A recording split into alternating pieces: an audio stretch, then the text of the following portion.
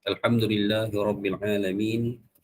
Wabihi nasta'in. Wassalatu wassalamu ala nabiyil amin. Nabiyyina Muhammad wa ala alihi wa sahbihi ajma'in. Rabbi shrah li sadri wa yassir li amri wa hlul 'uqdatam min lisani yafqahu qawli. Wala hawla wala quwwata illa billah, amma ba'd. Alhamdulillah, pada petang ini sama-sama kita dapat bertemu sekali lagi dalam pertemuan yang sudah tertangguh lebih dari 1 bulan, perikutan bulan Ramadan dan permulaan Syawal. Hari ini kita berada pada 23 hari bulan 5, bulan Mei 2022 bersamaan dengan 22 Syawal 1443 Hijrah. Dan Alhamdulillah, insya-Allah, sebaik kita menamatkan pengajian tadabbur daripada surah Maryam pada pertemuan yang lalu, maka pada hari ini insya-Allah kita akan mengambil surah yang ke-49 dalam susunan Al-Quran yang menempati sebanyak 18 ayat daripada keseluruhan Al-Quran ini. Surah tertib yang ke-49 yang merupakan salah satu surah Madaniyah yang turun selepas hijrah Rasulullah, dan surah ini sememangnya sangat ma'ruf, terkenal dengan kisah yang berlaku ketika Nabi berada di kota Madinah. Surah yang saya maksudkan adalah surah Al-Hujurat, suratul Hujurat, yang membawa maksud Al-Hujurat adalah plural kepada hijr, ataupun kita panggil sebagai kamar ataupun bilik. Kita pergi Mekah, kita ada satu kawasan di Kaabah yang dipanggil sebagai Hijr Ismail, Hijru Ismail. Jadi hijr itu maksudnya bilik. Kenapa dinamakan bilik? Kerana itu asal pada pembinaan Kaabah dulu merupakan bilik kepada Ismail alaihi salam. Itu asal dia lah. Ya, kemudian binaan itu telah pun diserahkan ataupun dijadikan sebagai satu binaan yang diserahkan pemilikannya kepada Allah, menjadikan binaan itu dipanggil sebagai Baitullah ataupun rumah Allah. Ya, baik. Jadi apakah yang berkait dengan soal kamar ataupun bilik-bilik dalam surah ini, kita akan temuinya nanti insya-Allah. Surah ini ringkas sahaja, boleh dibaca dalam solat subuh untuk dibahagi kepada dua rakaat. Rakaat pertama dan rakaat kedua orang panggil sedang elok lah, tidak terlalu panjang, tidak terlalu pendek. Surah Al-Hujurat ada sebahagian yang mengkategorikan surah ini sebagai Al-Mufassal, iaitu surah-surah dalam Al-Quran yang dikategorikan sebagai surah pendek. Yakni kita nak kata dalam erti kata yang lain, surah-surah yang boleh dibaca keseluruhannya dalam satu solat, begitu maksudnya, ya. Baik. Jadi kita lihat sahaja, insya-Allah tidak ada banyak maklumat ataupun perbahasan berkenaan dengan mukadimah ataupun pengenalan kepada surah ini, kerana surah ini sangat jelas akan kisah penurunan, sebab penurunannya yang akan insya-Allah kita akan jelaskan dalam ayat, dalam perbahasan kita. Jadi hadirin sekalian, muslimin muslimat sekalian, insya-Allah kita akan mulakan pada hari ini dengan kesempatan yang ada untuk kita mensyarahkan ayat 1 hingga ayat 3. Saya bacakan dahulu insya-Allah kepada kita semua agar insya-Allah mudah-mudahan kita beroleh kebaikan daripada pertemuan kita pada hari ini insya-Allah. Ayat 1 hingga 3. Sambil-sambil itu puan-puan boleh semak mana-mana yang nak mengkoreksi bacaan ataupun melihat memperbaiki bacaan, maka bolehlah kita lihat pada ayat yang demikian ini insya-Allah. Baik.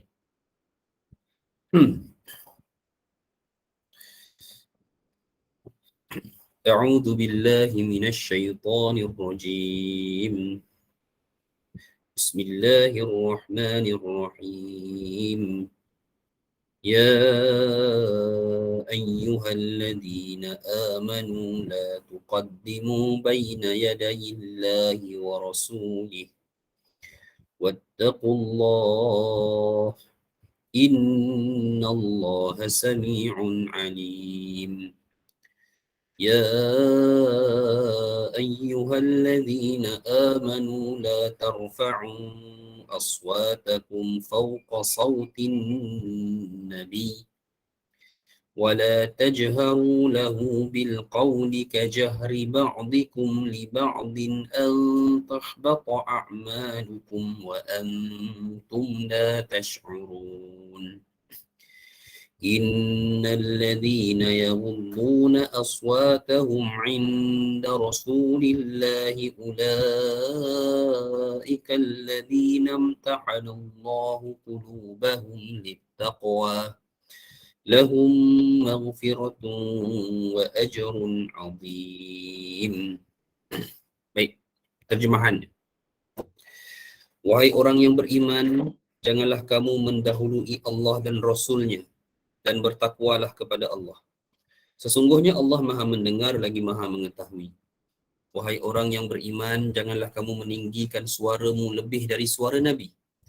Dan janganlah kamu berkata kepadanya dengan suara keras sebagaimana kerasnya suara sebahagian kamu terhadap sebahagian yang lain. Kamu tidak, supaya tidak terhapus akan amalan-amalanmu dalam keadaan kamu tidak menyedarinya. Sesungguhnya orang-orang yang merendahkan suaranya di sisi Rasulullah, mereka itulah orang-orang yang telah diuji hati mereka oleh Allah untuk bertakwa. Bagi mereka keampunan dan pahala yang cukup besar. Baik, 3 ayat pertama daripada surah Al-Hujurat membawa kepada kita pecahan 2 bahagian, yakni ayat yang pertama dan bahagian yang kedua, ayat kedua dan ketiga yang membawa kepada satu kisah. Ya. Baik, kita lihat dulu ayat yang pertama. Apabila Allah memerintahkan wahai sekalian orang yang beriman, ini adalah asas basic kepada urusan agama ini. Ataupun kita kata basic yang perlu kita, prinsip yang perlu kita pegang teguh sebagai seorang Muslim, sebagai seorang mukmin, di mana kita tidak akan mendahului Allah dan Rasul-Nya dalam setiap urusan dan perkara. Terlalu luas apakah makna mendahului Allah dan Rasul dalam setiap dalam perkara hidup kita ini, terutama dalam soal agama ini. Baik.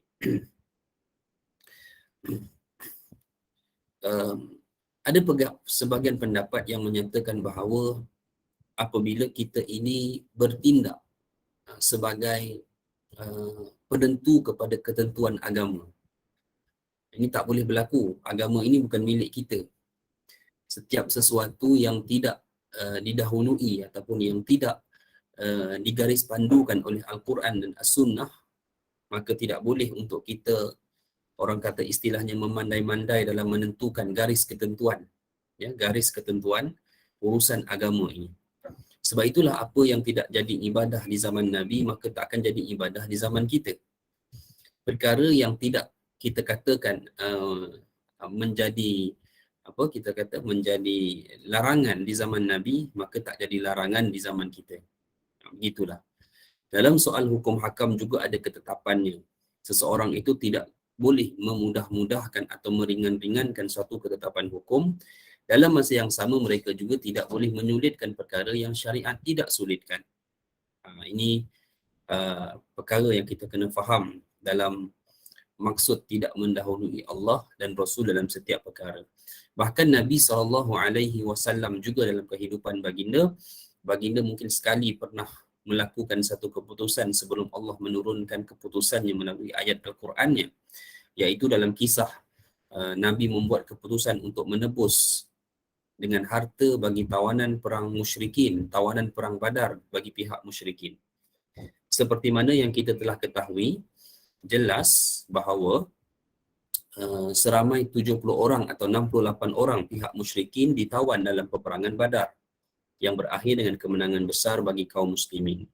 Dan puan-puan mesti pernah dengar kisah dan cerita ini, di mana pada akhirnya, hadirin sekalian, ya, pada akhirnya tawanan-tawanan ini semua dibebaskan oleh Rasulullah dengan tebusan. Sedang Allah belum memberikan apa-apa lagi keputusannya atau arahannya kepada Nabi. Ya. Maka hadirin rahmati Allah sekalian, ternyata keputusan yang Nabi pilih itu tidak bertepatan dengan keputusan Allah. Keputusan Allah kebetulannya seiring dengan apa yang dipilih oleh Umar ibn Khattab. Ya, di mana Umar ibn Khattab telah pun menyatakan bahawa aku memilih untuk mereka ini dibunuh. Dan Rasulullah tidak bersetuju. Jadi Umar ada alasannya kenapa dia minta untuk membunuh tawanan perang Badar ini. Dan ternyata bila mana turun ayat Al-Quran yang membawa maksud apakah pilihan Allah terhadap tawanan itu, pilihan Allah itu bertepatan seperti mana apa yang dicadangkan oleh Umar, iaitu untuk dibunuh. Begitu. Nabi duduk menangisi apa yang baginda telah putuskan. Allah mengangkatnya, ataupun kita katakan Nabi ini maksum, kesalahan tetap berlaku, akan tetapi Nabi tidak Nabi itu tidak diikat dengan dosa atas kesalahannya. Nabi menangis ditemani oleh Abu Bakar, dan Nabi menyatakan, aku melihat setitik daripada api neraka itu dijatuhkan, dan aku lihat perlahan-lahan ia turun lalu menyambar sepohon pokok, lalu habis di situ, kata Nabi. Ya. Maknanya kan Nabi kata kalau dia jatuh dekat tanah ini akan terbakarlah tanah ini. Baik. Jadi adapun dalam urusan yang lain, setiap daripada ketentuan yang Nabi telah putuskan merupakan wahyu daripada Allah Azza wa Jalla. Termasuk wahyu Allah ni, bila mana Allah arahkan Nabi buat keputusan atas diri baginda, itu juga merupakan keputusan Allah. Baik, jadi kita ini tidak boleh kita nak mendahului Allah dan Rasul. Sebab itulah terkadang tuan-tuan, puan-puan sekalian, ya. Sekejap ada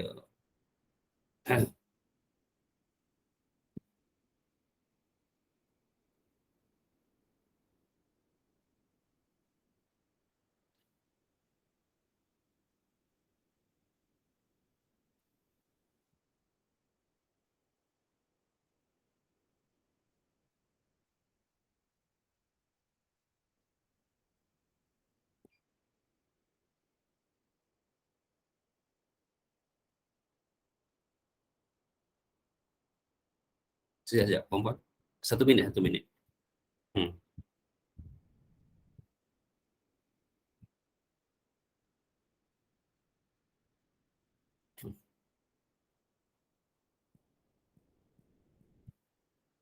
Kebetulan kalau siapa ada soalan boleh ajukan, insya-Allah saya boleh dengar. Saya kena ada apa, agent message saya kena reply.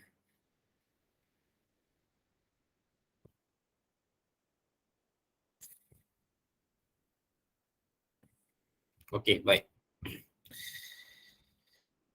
Okey. Sebab itulah kalau kita lihat, kita tidak menyatakan orang yang melanggar hukum Allah itu baik, tetapi orang yang melanggar hukum Allah dibandingkan dengan orang yang mengotor hukum Allah mengikut kehendak dia, orang yang mengotor hukum Allah ni lebih dahsyat, lebih teruk dia punya keburukan dia. Ada orang dia langgar ni dia tak patuh lah. Dia tak patuh. Allah tak bagi dia buat. Gitu. Ada orang dia langgar dengan cara dia otor hukum Allah. Contohnya dalam isu faraid sebagai contoh. Ya. Kalau dalam isu faraid, kalau kita tengok, ada orang mungkin dia tak boleh patuh lah. Dia nak apa? Katalah dia anak perempuan, dia nak sama rata dengan abang-abang adik-beradik lelaki dia. Maka dia bertindak, berkeras untuk memaksa semuanya menerima dengan kadar pembahagian sama rata, sebagai contoh. Dalam keadaan dia mengakui adanya ketetapan Allah di sana, tapi dia tak mau patuh. Okey, satu hal, satu kategori. Satu kategori lain, orang yang dia tak patuh dan dia otor hukum Allah. Dia boleh komen pula pada masalah pada masalah hukum tu. Dia kata ini ketetapan pada satu zaman, dia ini ketetapan dulu di zaman Nabi, benda ni tak relevan pada hari. Dia pula otor benda ni.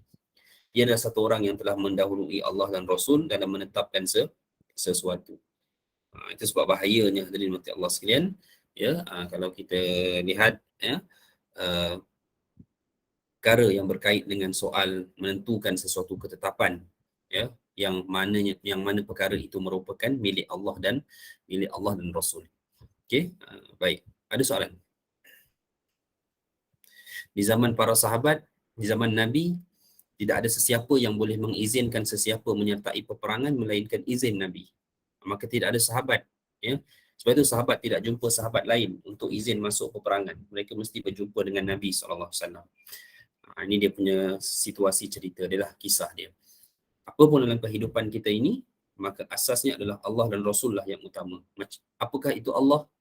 Kalamullah, Al-Quran. Apakah itu Rasul? Hadis-hadis baginda sallallahu alaihi wasallam. Baik, okay, ini asas yang kita perlu ketahui. Jadi kita ni hadirin sekalian, kita tunduk dan terima sajalah.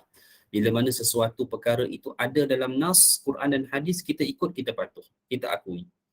Bila mana sesuatu itu tidak ada dalam Al-Quran dan As-Sunnah, maka kita juga akui bahawa kalau kita lakukan, kita sudah tersilap.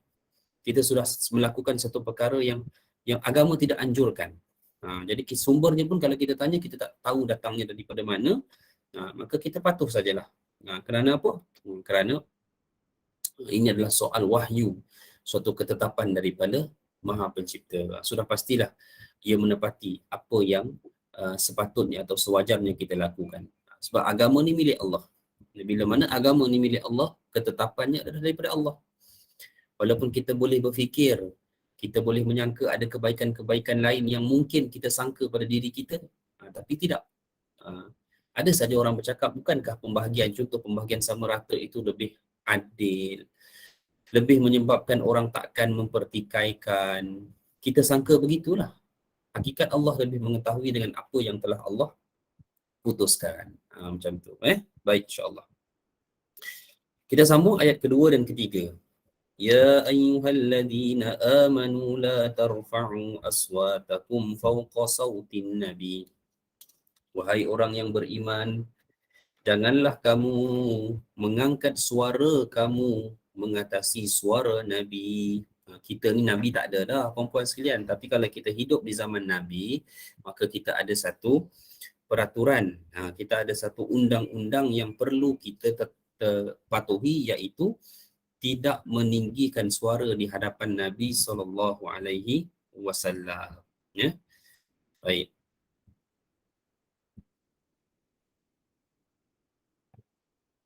Apa contohnya? Okey, baik. Ada contoh? Ada, berlaku zaman Nabi. Okey, ceritanya. Diriwayatkanlah bahawa ayat ini turun berkenaan dengan peristiwa yang berlaku antara Abu Bakar dan Umar. Al-Bukhari telah meriwayatkan daripada Abu Mulaikah. Ia menyatakan, ya, hampir sahaja dua orang terbaik di atas muka bumi selepas Rasulullah, iaitu Abu Bakar dan Umar, celaka kedua-duanya kerana berkata dengan nada keras di hadapan Rasulullah ketika ada satu kabilah Bani Tamim mendatangi beliau, baginda. Zaman Nabi dulu ada satu kafilah daripada Bani Tamim. Bani Tamim ni Quraisy ke? Saya pun tak pasti sama ada dia Quraisy. Dia sempat bertemu dengan jalur itu melalui Quraisy ataupun tidak. Situlah, ya. Baik. Tapi Bani Tamim ni satu bani yang penting, yang besar peranannya juga di tanah Arab. Hari ini mereka mempunyai negara sendiri, iaitu Qatar, yang dipimpin oleh keluarga Bani Tamim. Baik.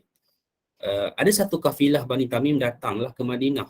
Kemudian salah satu dari keduanya menyarankan, yakni salah satu sama ada Umar ataupun Abu Bakar menyarankan agar baginda mengutuskan Aqra' ibn Habis, ya, kepada mereka. Aqra' ibn Habis ni daripada Bani Tamim juga, tak silap saya, untuk mengajarkan mereka tentang perihal agama ini, sedangkan seorang yang lain sama ada Umar ataupun Abu Bakar suggest orang lain. Okey, baik. Sebab Nafi' perawi hadis ni dia tak ingat yang somebody yang kedua tu siapa yang disuggest oleh salah seorang daripada mereka itulah. Kemudian Abu Bakar berkata, ya, engkau ini tidak lain hanya ingin menyelisihiku sahaja. Abu Bakar dia macam terasa satu benda lah, sebab Abu Bakar ni dia masuk Islam awal. So bila kemasukan Umar ke dalam Islam, Umar menjadi satu figura yang amat penting. Apa yang ada dalam sikap manusia ini, mereka adalah orang yang soleh. Abu Bakar dan Umar adalah dua orang yang paling mulia selepas Rasulullah. Tetapi mereka juga adalah manusia. Macam mana pun Abu Bakar ni akan terasa juga dalam certain perkara. Ya, beliau melihat bahawa Umar ni tak ada lain, dia nak menyelisihi aku je dalam setiap urusan. Ya. Umar cuma jawab, aku langsung tak ada niat nak menyelisihi kamu, ya. ya Abu Bakar. Ini Umar bagi tahu, tak ada. Ya. You janganlah you pula kan. You janganlah sangka macam tu Abu Bakar. Tak ada. Ya. Aku hanya memberikan satu pendapat yang aku fikirkan lebih baik. Ya. Baik. Maka isu tu terdengar suara Abu Bakar dan Umar ini tinggi.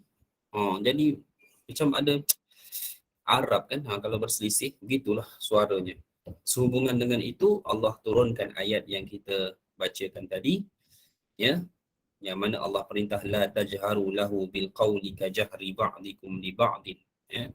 Kamu jangan angkat suara di hadapan Rasulullah melebihi suara baginda, jangan kamu menjaharkan suara kamu itu seperti mana kamu menjaharkan di antara kalian. Itu kata Allah Azza wa Jalla dalam ayat tersebut. Baik. Ibnu Zubair. Ibnu Zubair ni dengan Abu Bakar siapa? Ibnu Zubair cucu Abu Bakar lah.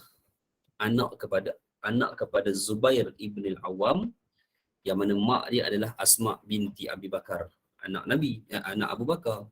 Jadi Ibnu Zubair berkata, sesudah turunnya ayat ini, Umar tidak lagi berani mengangkat suaranya di hadapan Rasulullah sallallahu alaihi wasallam melainkan mendengar baginda terlebih dahulu sehinggalah Umar memahaminya.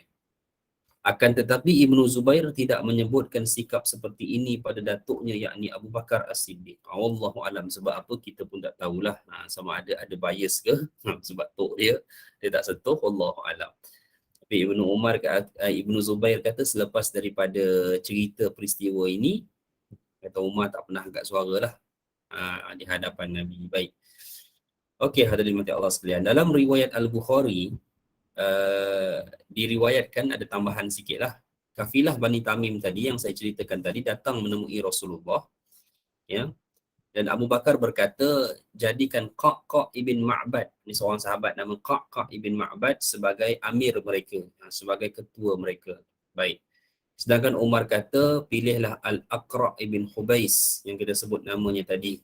Wallahu alam kenapa mereka berdua ada interest untuk memilih dua orang yang berbeza ini. Saya pun tak pasti akan sebabnya, masing-masing ada hujah sendirilah. Begitu. Sebab Nabi nak pilih siapakah ketua lah, macam ketua pemerintah bagi kabilah Bani Tamim ini. Begitu. Ya. Zaman tu perempuan zaman sekarang ni kalau standard level dia macam menteri besar lah. Sebab dia pilih satu bani ni, dia kuasai satu negeri. Dulu. Dan ramai. Dia punya orang dia ramai. Maknanya dia kabilah keluarga itu sahaja boleh membentuk satu penempatan sebuah negeri. Begitu. Okey. Masih sekarang ada di Saudi, kalau kita tengok bandar-bandar tertentu, macam contoh bandar Namas. Namas ni bandar di selatan Saudi. Bandar Namas ni, dia dikuasai oleh satu kabilah saja. Dalam tu ada pecahan bani-bani dia sendiri. Baik. Contohlah. Okey. Okey, boleh. Ada soalan? Inilah sebab ayat ini diturunkan. Okey. Tetapi tatkala ayat ini diturunkan, puan-puan sekalian, ya, tatkala ayat ini diturunkan, dia telah menjentik jiwa satu orang sahabat lain apabila dia mengetahui ayat ini diturunkan. Ya. Siapa dia? Baik. Rasulullah sallallahu alaihi wasallam pernah mencari seorang bernama Thabit ibn Qais. Thabit ibn Qais radhiyallahu anhu. Rasulullah cari satu orang bernama Thabit ibn Qais. Muslim dia sahabat. Ya? Rasulullah tanya para sahabat yang lain yang ada, kamu tahu tak kat mana Thabit ibn Qais berada? Baik. Kemudian ada satu orang lelaki, dia sambutlah pertanyaan Nabi itu. Dia kata, ya Rasulullah, aku mengetahui di mana dia berada. Rasulullah arahkan supaya pergilah cari dia dan panggil dia, kerana aku nak jumpa dengan Thabit ibn Qais ni. Ada benda yang very important yang aku nak sampaikan kepada dia, kata Nabi lah. Baik, kemudian lelaki yang mengetahui di mana beradanya Thabit ibn Qais ni, dia pun pergilah ke rumahnya. Dalam keadaan dia lihat Thabit ibn Qais ni macam orang yang dah tak ada harapan nak hidup, tak ada semangat nak hidup. Macam mana rupanya, puan-puan? Tak tahulah, macam orang yang macam mana? Menunduk begitu. Disifatkan Thabit ibn Qais pada masa itu hanya tertunduk. Duduk tu dalam keadaan tertunduk seperti mana orang yang sakit, tak sihat. Tapi dia sihat. Begitu. Jadi sahabat hak jumpa dia tadi di rumah ni, dia tanyalah, ya Sabit, malaka ya Sabit, apa cerita ni wahai Sabit? Sabit ibn Qais nama penuh dia. Dia jawab, dia kata, celakalah diriku dan terhapuslah segala amalanku, dia kata. Terkejutlah kawan ni, kenapa kamu cakap macam tu? Dia kata, bukankah telah turun ayat yang kita baca tadi, ayat kedua dan ayat kedua daripada surah Al-Hujurat. Bukankah telah turun ayat Allah melarang seseorang itu meninggikan suaranya di hadapan Rasulullah. Dan siapa yang meninggikan suara, kan Allah sebut dalam ayat itu, antah bata a'malukum wa antum la tash'urun. Allah kata apa? Allah kata terhapuslah segala amalan-amalan dia dalam keadaan dia tidak menyedarinya. Jadi dia kata, tidak ada apa lagi tinggal dalam hidupku, dia kata. Habis dah. Sebab apa? Dia kata, aku pernah meninggi berbalah dan meninggikan suara di hadapan Rasulullah. Itu perempuan, sekian kita ingat sama-sama lah bahawa perbalahan satu perkara yang menarik rahmat Allah Ta'ala. Ingat benda tu saja. Sebab itulah, contohlah kalau kita ada konflik pun, contoh macam dengan adik-beradik apa semua kan, kita tahu hukum, masalah, selalunya masalah pembagian harta lah yang saya selalu sebut. Kita bukan nak lebih, bukan kita nak kurang, kita nak hanya keputusan dibuat bertepatan dengan ketetapan Allah. Itu saja yang kita nak. Tapi mungkin Allah uji kita, adik-beradik kita tak semuanya faham. Sebagai Muslim, kita berhak menuntut hak kita yang seiring dengan ketetapan syarak. Namun bila kita telah melakukannya dan membawa kepada perbalahan ataupun krisis yang lebih berpanjangan, cukuplah kita sudah tunaikan apa yang sepatutnya kita tunaikan dalam tuntutan hak kita, dan kita rasa kalau ianya kita teruskan akan berlaku satu mudarat perbalahan yang lebih besar, kita undur diri. Tak apalah. Kita pun tahu kalau kita tak dapat pun kita tak miskin. Dapat pun kita taklah jadi kaya sangat. Begitu kan. Jadi sebab apa? Sebab kita tak mahu dapat sesuatu dalam keadaan apa yang kita dapat itu hasil daripada perbalahan. Kerana zatnya mungkin kita dapat, tetapi rahmat ataupun barakahnya Allah telah tarik. Begitu. Saya tak tahu saya pernah cerita pada perempuan ataupun tidak. Zaman saya di Mesir dulu, saya pernah bergaduh dengan seorang penjual shawarma. Shawarma ni like kebab lah. Dia panjang sikit. Shawarma ni kan dia panggil shawarma. Saya bergaduh bukan pasal apa. Sebab saya tahu dia tipu harga. Saya tahu dia tipu. Saya tahu harga dia berapa kan. Hari-hari kita beli kat situ. Tiba tak tahulah dia apa angin dia itu, dia letak harga yang lebih dua genih ya, 2 pound Mesir je. Bukanlah. Tapi saya tak puas hatilah kenapa dia bagi harga macam tu kan. Saya gaduh dengan dia kan. So gaduh jangan saya cakap Arab pun, saya balah-balah sampai kawan saya pun kata dah lah tu, dah kita cari kedai lain lah, kedai lain ada kan. Saya pun kata tak, aku nak ajar dia ni kan. Jangan buat mudah-mudah dengan orang luar macam ni kan. Tak belajar daripada cerita musyrikin dulu. Asal orang, bila dengar orang Mekah mereka jujur, bila dengar orang luar orang Mekah mereka ni kan. Baik. Banyak benda ni berlaku perempuan sekalian. Perempuan pergi umrah apa semua tu kan, dam kambing sampai 400.5. Mana ada kambing tu harga sampai 400.5 kat sana. Harga tu 100.5 ke 200 je paling kuat pun seekor. Dia bedal, tak tahulah siapa yang bedal, Mutawif ke siapa kan. Itu saya pun bala-bala, lepas tu dia kata tak apalah, dia kata. Lepas tu dia nak bagi saya, tak apa dia kata. Kau ambil saja lah, dia kata. Bukan, balas dia kata. Free kau ambil saja. Saya pun marah balik. Tepuk meja dia kata. Tak nak, aku nak bayar, tapi aku nak bayar dengan harga yang sepatutnya. Itulah, akhirnya dia terima lah. Dia terima. Bayarlah 5 pound. 5 pound Mesir lah genih harga dia. Simpan dalam beg. Tak makan, nak makan balik rumah. Simpan dalam beg, kata dia sekalian. Simpan dalam beg. Lupa. Balik-balik tu kawan kita dah masak apa semua, kita tengok nasi apa semua, lauk pula sedap makan. Lupa sampai esok pagi. Sampai esok pagi, entah macam mana lah. Tak tahulah, kebab ni saya ingat boleh tahan sebab dia benda bakar kan. Begitu. Tapi tak tahulah, mungkin sayur dia ke apa menyebabkan akhirnya dia rosak lah. Kita kata bau dia tak sedap pasti. Akhirnya nak buat macam mana nak makan tak boleh. Buang tu sampah. Itulah pengakhiran kepada benda yang saya balas. Ni saya kongsi cerita dengan kita semua lah. Saya pertahan hak. Saya tahu dia tipu, memang dia tipu. Bila saya pergi esok pun memang harga dia memang 5 genih balik. Tak ada yang jadi 7 genih. Saja dia nak kenakan apa kan. Taklah. Tapi itulah hasil daripada apa yang kita balaskan ke tong sampah jua akhirnya. Itu akhirnya. Sebab itulah kita kena berhati-hatilah dengan soal perbalahan ni. Dah ada orang nak sangat, nak buat macam mana? Jawatan pun ramai orang kejar, perempuan sekalian. Kan, jawatan. Ada orang yang ada capability yang bagus untuk memimpin. Tapi dia low profile, orang pilih-pilihlah, orang tak pilih nak buat macam mana? Ada orang yang mungkin tak ada capability yang baik. Jemaah pun tak suka. Tapi nak juga jadi pemimpin. Contohnya macam tu kan. Buat usaha sedaya upaya dia buat supaya dia kekal ataupun dia tetap berdiri di atas satu jawatan itu. Tak apalah dah dia nak begitu. Tapi dia kena ingat keberkatan di tangan Allah Taala. Kamu boleh mendapatkan jawatan, kamu boleh mendapatkan apa yang kamu inginkan dengan cara jatuhkan orang lain, fitnah, sailak dan sebagainya. Tapi ingat keberkatan ada di sisi Allah Taala. Baik. Okay, kita sambung. Kat mana tadi? Okey, cerita Sabit ibn Qais. Jadi orang ni pun tengok apa kena kamu ni Sabit kan. Macam dah tak ada semangat nak hidup. Jadi dia kata beginilah, tadi dia kata Allah telah menurunkan ayat, sesiapa yang meninggikan suara di hadapan Rasulullah, ini hukum cuma hari ni tak ada sebab Rasulullah dah tak ada. Okey, siapa yang meninggikan suara di hadapan Rasulullah maka terhapuslah segala amalan dia. Jadi kawan dia ni pun dengar, kawan dia pun tak ada komen. Ya?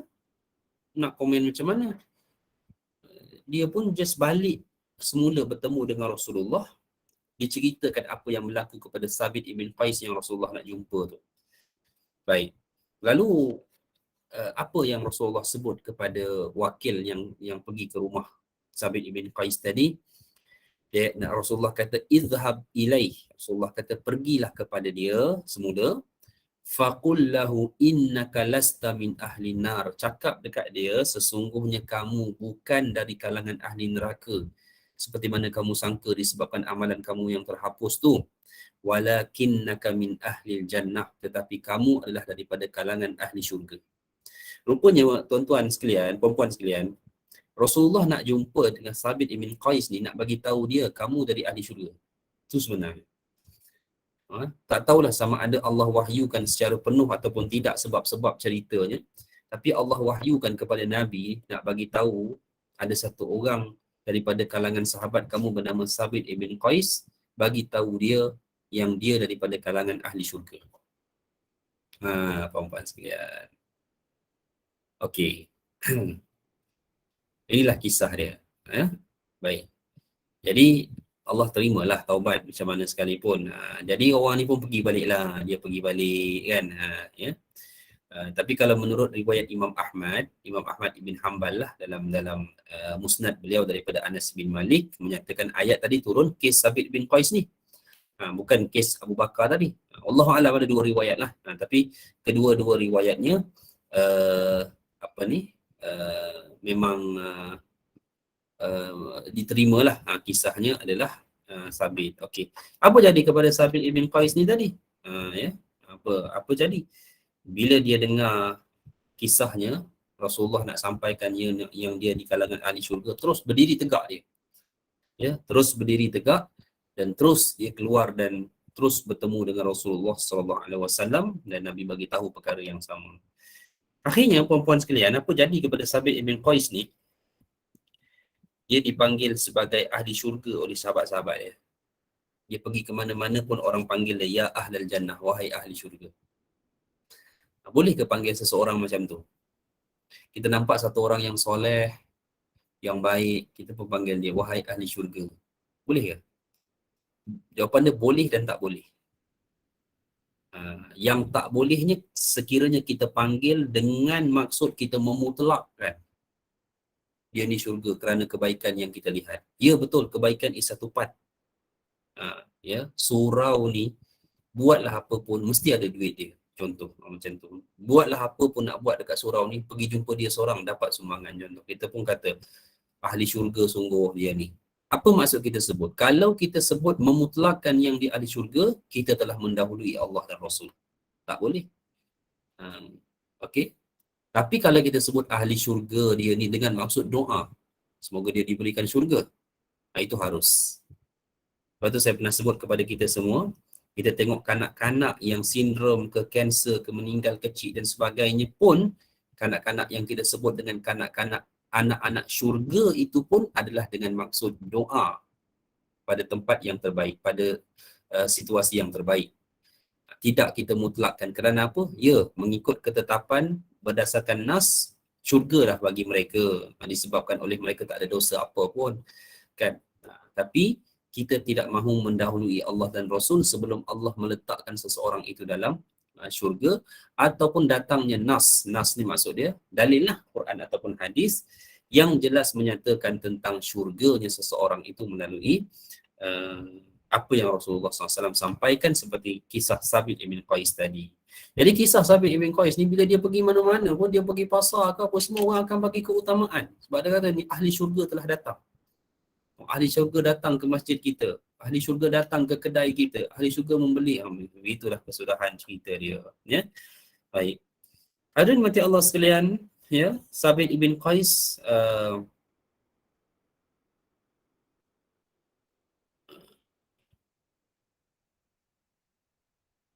hidup sampai ke zaman Abu Bakar.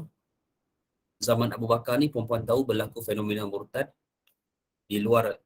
Fenomena murtad ni nanti saya akan detailkan. Dia tak berlaku di Madinah. Dia banyak berlaku di satu tempat bernama Yamamah. Yamamah ni dalam wilayah Saudi jugalah. Hari ni sebelah timur Madinah. Because Yamamah ni dia perkampungan Musailamah Al-Kazab. Jadi di sana berlakunya fenomena murtad. Kan dalam perang tu, batalion pertama, batalion kedua kaum muslimin kalah. Ya. Sampailah dihantar batalion ketiga baru menang. Jadi pada saat tentera kaum muslimin kena asak teruk dengan tentera Yamamah yang murtad ni, ya, Sabit ibn Qais datang dan dia apa ni, pergi tu dengan membawa kelengkapan kain kafan. Sedia dah maksudnya dalam perang tu. Ini Sabit ibn Qais, dan dia antara nama yang gugur lah bagi pihak kaum muslimin ketika memerangi golongan murtad. Syahid pula kematiannya, begitu. Ya, syahid pula kematiannya, dan terbuktilah apa yang Nabi SAW sebutkan sebelum itu. Ya, sebab because perempuan saya, tak semua sahabat pun Nabi pernah jamin syurga secara pasti dalam hidup mereka.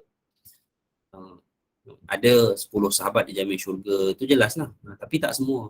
Tidak semua. Jadi sebab itulah para sahabat majoritinya sentiasa mereka itu berusaha juga dalam kerja amal mereka agar Allah meletakkan mereka di tempat terbaik di hari akhirat. Sebab yang kita bicara tentang syurga ni, kemasukannya adalah dengan rahmat, dan rahmat akan diperolehi melalui amalan. Baik. Okey, insya-Allah. Ada soalan? Ada soalan tadi saya tengok. Soalan bertulis, same case bila kita nak sebut syahid kan, not simply said mereka syahid. Okey, dia macam ni lah kisah dia. Siapa yang kita boleh sebut syahid atas muka bumi ni? Orang yang gugur di tangan kufar kerana mempertahankan agama, itu hukum. Orang yang gugur di tangan kufar kerana mempertahankan agama. Ingat orang yang gugur, syarat dia di tangan kufar. Dia tak boleh gugur di tangan kaum muslimin, pertemburan sesama kaum muslimin. No. Okey? Dia mesti kufar, dan yang kedua mesti tujuan dan niat dia adalah untuk mempertahankan agama Allah. Itu dua syarat. Baik. Kalau kita tengok orang-orang yang syahid di Palestin apa semua tu, banyak disebut sebagai asyahid lah. Okey, adakah salah benda tu? Saya tak kata salah. Saya tak kata salah lah, walaupun ada orang yang keras membantah tak boleh letak gelaran begitu. Kerana berbalik kepada apa yang saya sebutkan tadi, kita bertindak atas hukum. Maka hukumnya kita tengok dia gugur di tangan Zionis Yahudi, maka syahidlah dia. Adapun hak menetapkan mutlak dia syahid ataupun dia memperolehi pahala syahid, hanya hak Allah Ta'ala. Begitu. Sebab kita tak, sebab ada hadis riwayat orang yang mati di jalan Allah perang tu, Allah tak terima kesyahidan dia. Dan Allah sebut kerana kamu ni ingin digelarkan sebagai syuja'an. Syuja'an maksudnya orang yang berani. Gitu. Ya, tapi tak salah sebenarnya kita sebutkan syahid. Tak salah. Apatah lagi kalau kita sebutkan itu dengan niat doa semoga dia mendapat syahid yang sebenar di sisi Allah Azza wa Jalla. Baik hadirin sekalian. Okey. Dalam ayat yang lain juga Allah sebut juga kan, dalam surah An-Nur ayat 63 Allah kata la taj'alu du'a ar-rasuli bainakum ka du'a'i ba'dikum ba'dha. Janganlah kamu jadikan panggilan Rasul di antara kamu seperti panggilan sebahagian kamu pada sebahagian yang lain. Itu sebenarnya lebih kepada adab. Tetapi adab yang digaris pandukan oleh syarak lah yang jelas yang mempunyai hukum khusus, ya, di mana jangan kamu jadikan panggilan Rasul itu seperti mana panggilan kawan-kawan kita lah. Begitu. Ini hukum yang kita pada hari ini boleh baca kerana Rasulullah tidak ada sudah di hadapan kita pada hari ini. Dia terkait macam kita katakan soal ataupun isu dengan mak ayah lah. Mana boleh kita samakan mereka dengan cara bicara kita sama macam bicara dengan kawan-kawan kita, hatta membantah kesalahan mereka pun perlu dengan satu keadaan yang sangat berhati-hati. Baik.